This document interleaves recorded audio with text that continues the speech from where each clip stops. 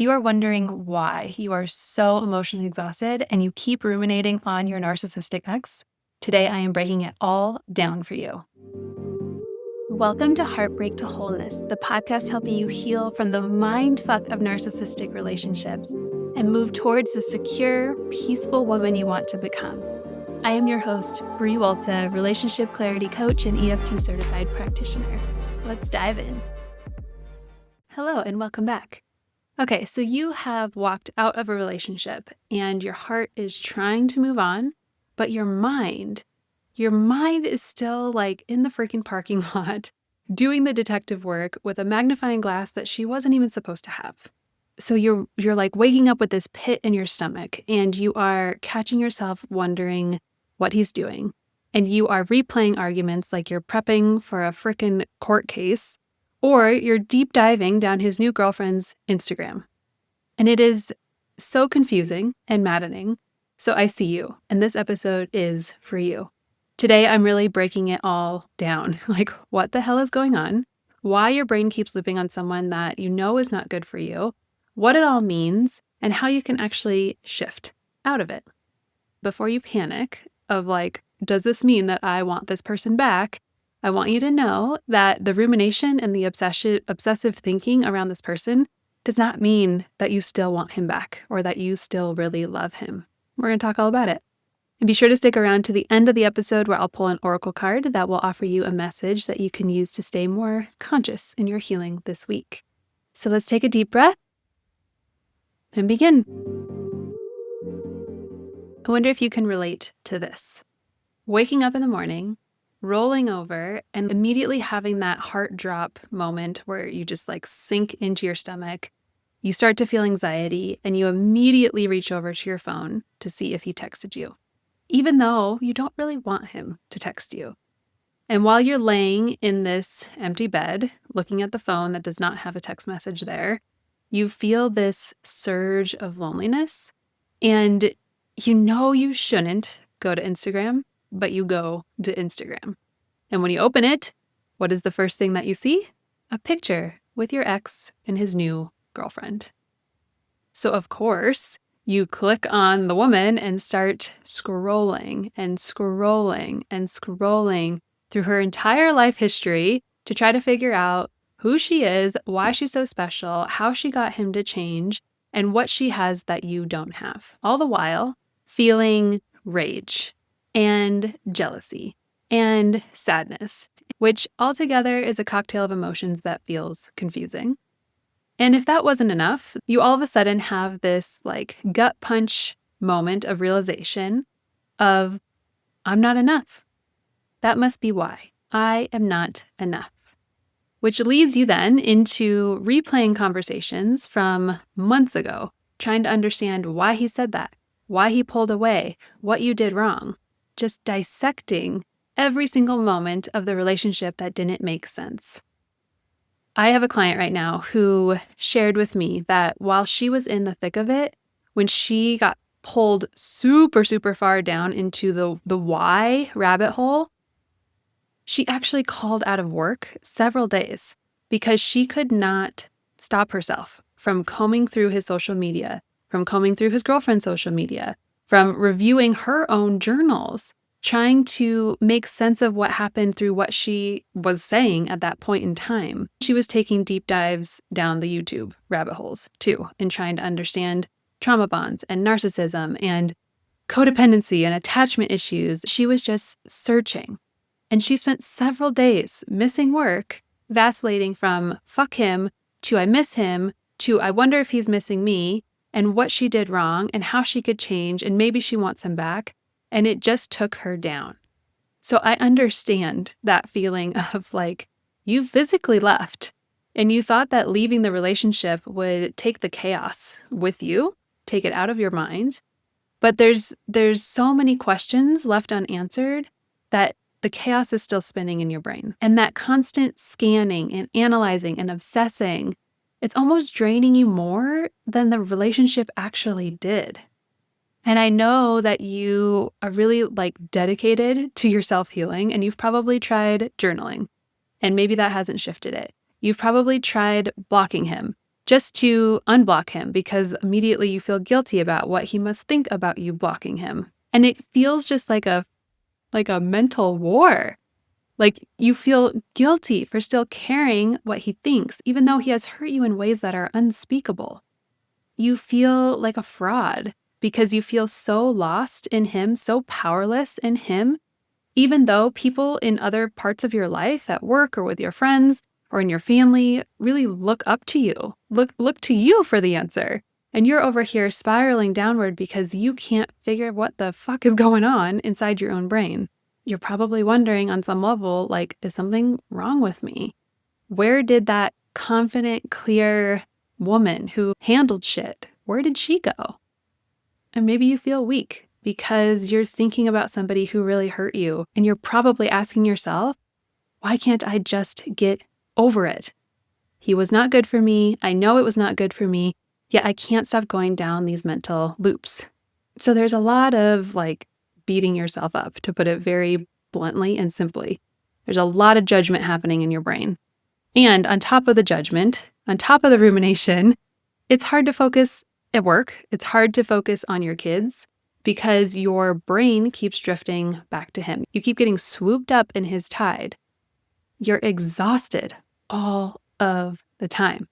That emotional drain, that emotional exhaustion feels like it is just, you can never replenish. It doesn't matter how much sleep you get. It doesn't matter if you go for hikes. It doesn't matter if you try yoga. It's never replenishing. I have this visual of a bathtub and you have the faucet on trying to fill the bathtub up, but the drain is open and water is draining out faster than the faucet can put it back in. So you're just in this constant state of unease. You might also be really feeling a lot of anxiety, especially looking at your phone like it's a landmine when a notification pops up and you get that full body jolt, or maybe you hold your breath even, your heart sinks, your stomach tenses, and you're like, is it him? Is it him either because you want it on some level to be him, or is it him because you're panicking that you actually did block him and he's found a way to come through? It is so activating on so many levels.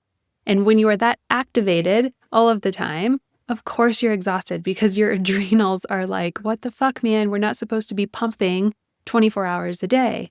So many of your facilities are being used towards this person and making sense of it. And you really wanted to leave the relationship to get your peace back. And it feels even harder now that you're out of the relationship. It feels like there's even more chaos happening in your brain than maybe there was even in the relationship. So to go back to that word, maddening, it's maddening. It's maddening to feel that. And a lot of my clients are really confused as to why there's this period of time after the relationship often where they're feeling this, why they're so stuck on figuring out why, figuring out him, seeking the answer from him.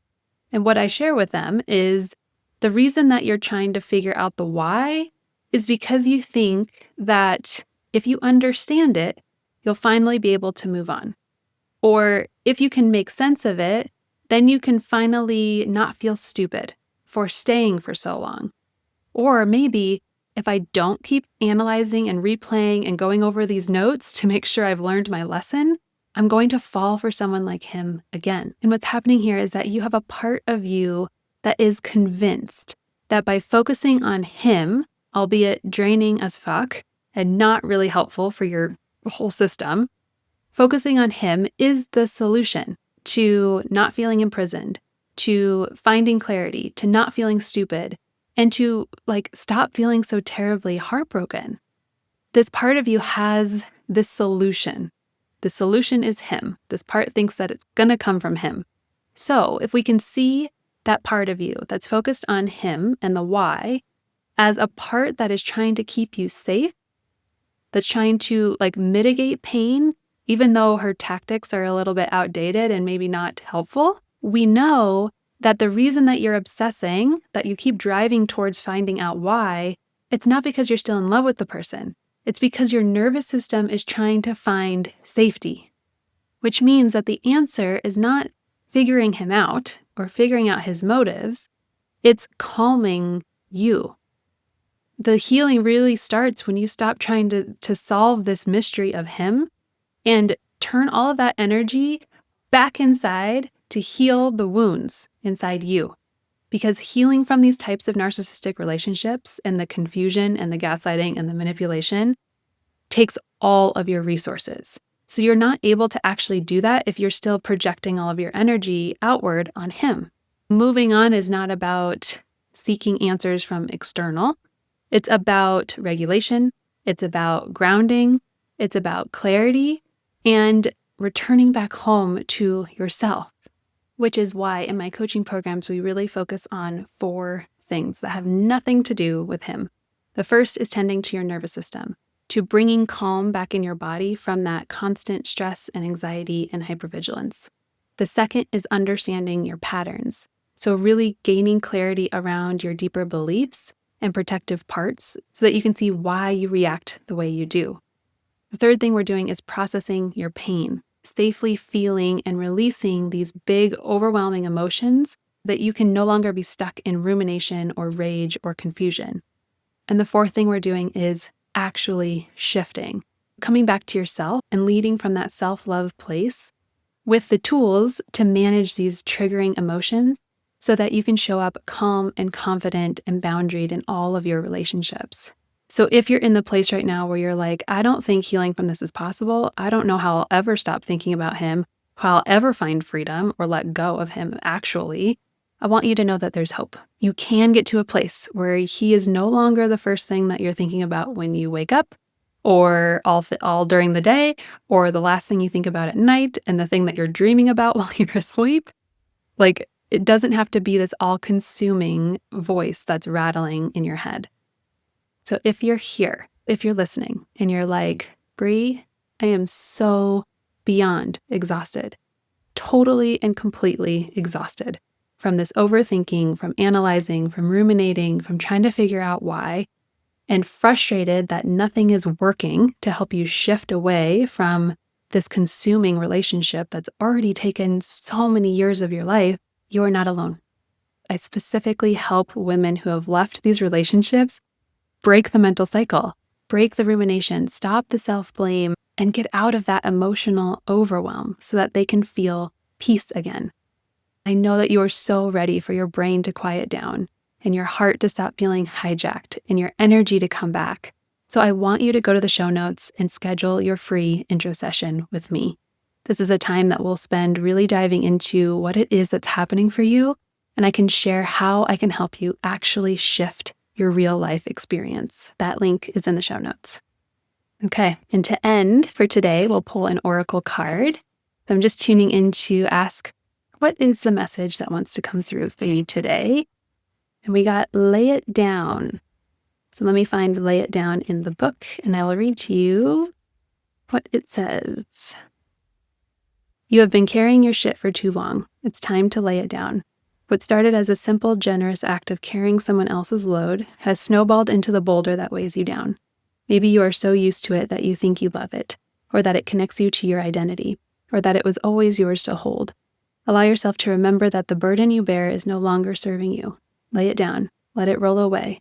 You might even miss it. You might even miss it initially, or look around for it. Lay it down. Feel the relief as you step forward in lightness and freedom, knowing that you only need to carry what you are willing to hold. I can't pick these better than they come out by themselves. I couldn't do it. So receive that. Receive that permission to lie it down, to no longer carry what is not yours to hold. Please schedule that intro session. I cannot wait to meet you and help you find some relief. So until I see you in the next episode, please remember that you are not alone.